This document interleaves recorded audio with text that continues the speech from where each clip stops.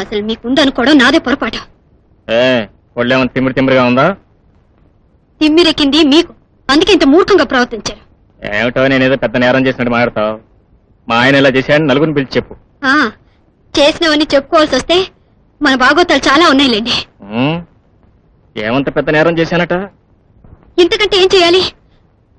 నేనేమన్నా బండరాయి అనుకున్నారా? భార్య కూడా అయిష్టాలుంటాయని ఆలోచించారా? చదువుకోగానే సరికాదు, సంస్కారం ఉండాలి.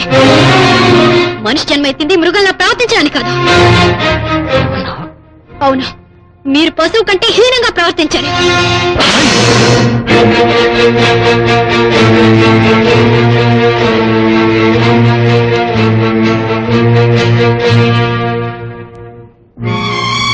ఇదే పని నేను చేస్తే మీరేం చేస్తారు? ఏం చేస్తానా? నరికి పోగులు పెడతాను. నాకు తెలుసులేండి మీరు అంత సమర్థులని. అన్నీ తెలిసి ఎందుకు పెళ్లి చేసుకున్నావు? నేను అడిగిన కోరికలన్నింటిని మీరు ఒప్పుకున్నారు కాబట్టి. నీ బోడి కోరికలకు మెచ్చి కదా నేను పెళ్లి చేసుకున్నాను. ఎందుకు ఆ రోజు గంగిరెద్దులా తల ఊపారు? ఎందుకా? నీ బాబు మా ఇంటికి వచ్చి నా కూతురు పిచ్చి ముఖం ఉంది, అమాయకత్వంలో అర్థం లేని మళ్ళీ పెట్టుకుని తన జీవితం నాశనం చేసుకుంటుందని కన్నీళ్ళు పెట్టుకుంటే ఒప్పుకున్నాను. చిన్నాడు స్నేహితుల బాధ చూడలేక మా నాన్న నన్ను పెట్టుకోవాలంటే నేను నీ మేళ తాళి కట్టాను. అబద్ధం. నిజం. కట్టుకథలు చెప్పి మీరు చేసిన తప్పుల్ని కప్పిపుచ్చుకోవాలని చూస్తున్నారు. అంత కర్మ నాకేం పట్టలేదు. అయినా మీ నాన్న చెప్పిన నువ్వు పిచ్చిదానివేం కాదు, మొండిదాని. నువ్వే కాదు, మీ అక్క కూడా నీలాంటిది అయి ఉంటుంది. అందుకే వాడు ఎవడో తల్లి తెలియచాడు. పిచ్చిగా మాట్లాడకండి. మా అక్కని గురించి ఇంకొక మాట మాట్లాడితే నేను ఊరుకోను. అది దేవత. వాడు కూడా మీలాంటి పశువు కాబట్టి దాన్ని చంపేసి సహిస్తున్నానని ఇష్టం వచ్చినట్టు ప్రవర్తించకండి. నువ్వు చూపిస్తున్న సహనం ప్రతి చిన్న విషయాన్ని గోరంతలు కొండంతలు చేసి నువ్వు అవమానించరా? ఏమిటి చిన్న విషయమా? ఆనాడు మీరు చేసిన ప్రమాణాలన్నీ గంగలో కలిపేయడం చిన్న విషయమా? కాపురానికి వచ్చిన రోజే సిగరెట్ తాగితే సర్దుకున్నాను. విస్కీ తాగి ఇంటికి వచ్చిన రోజు మీ తల్లిదండ్రుల ముందు మీ పరువు కాపాడడానికి నా బాధను దిగుమింగుకున్నాను. ఈనాడు మీరు ఇంత అమానుషంగా ప్రవర్తించినా సహించాను. ఇప్పుడు నా మీద చేయి చేసుకున్నారు. ఇంకొక క్షణం కూడా మీతో నేను కాపురం చేయలేను. బెదిరిస్తున్నావా? మిమ్మల్ని బెదిరించాల్సిన పని లేదు, లొంగి బతకాల్సిన అవసరం లేదు. కొట్టినా తిట్టినా పడి ఉండడానికి ఇది పురాణ కాలం కాదు. అమానుషంగా ప్రవర్తించినా భరించడానికి ఇది రాత యుగం కాదు.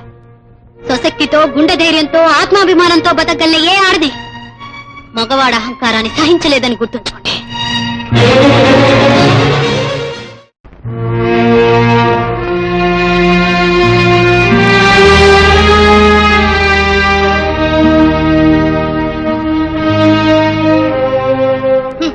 ఇష్టారాజ్యంగా ఉంది ఇంట్లో అందరికి. కోడలు పెళ్ళెళ్ళి ఎన్నాళ్ళు అయింది. అసలు ఏం జరిగిందిరా అని కొడుకుని అడగటమూ లేదు. పోనీ వెళ్ళి ఆ పిల్లని కేకలేసి తీసుకురావటమూ లేదు. ఇట్ట ఇంట్లో కూర్చుని ఫ్యాక్టరీ గొట్ట మొదలన్నట్టు పొగదలతో సరిపోయిందా? అది మొగుడిని ఎదిరించి వెళ్ళిపోతే నన్నంటావేమిటే? అప్పుడే మొదలైన నీ గుసగుసలు. ఆ రోడ్లో తలెత్తుకు తిరగాల? అడిగేమే మాకు మహారాజు. మహారాజు ఆడికి మీకు కిరీటం ఒక్కటే తక్కువయింది. మనం డబ్బా కొట్టుకుంటే కాదు, వెనకాల వాళ్ళు కొట్టే డప్పు కూడా వినాలి. ఏమిటే అసలు పొద్దున్నే నాతో తగదా పెట్టుకున్నాను, వచ్చావా ఏంటి నువ్వు? సంసారం చక్కదిద్దవయ్యా మొగుడా అంటే తగులాడ్డానికి వచ్చానా? అయితే ఇప్పుడు ఏం చేయమంటావని? చేతకాలం విధంలాగా దాని దగ్గరికి వెళ్ళి తప్పైపోయింది, పొరపాటు అయిపోయిందని ప్రతిభా దాన్ని తీసుకురావాలి ఇక్కడికి అని నేను అన్నానా? నా స్నేహితుడు కూతురు అని మూడు ముళ్ళు పడేదాకా ఊపిరి ఆడవలేరుగా. వెళ్ళి ఆ స్నేహితుడిని అడగవయ్యా అంటున్నా. స్నేహితుడనే ఇంగిత జ్ఞానమే వాడుకుంటే కూతురు చేసిన తప్పు తెలుసుకుని ఆ సుబ్బారావు గారే పిల్లని తీసుకొచ్చి నా కాళ్ళ దగ్గర పడేస్తాడు. ఇందాక నుంచి చూస్తుంటే ఊహ గింజుకుంటున్నావు. వెళ్ళి కాఫీ పెట్టరా. అవును, బాగా అలిసిపోయావుగా, కాఫీ తెస్తా.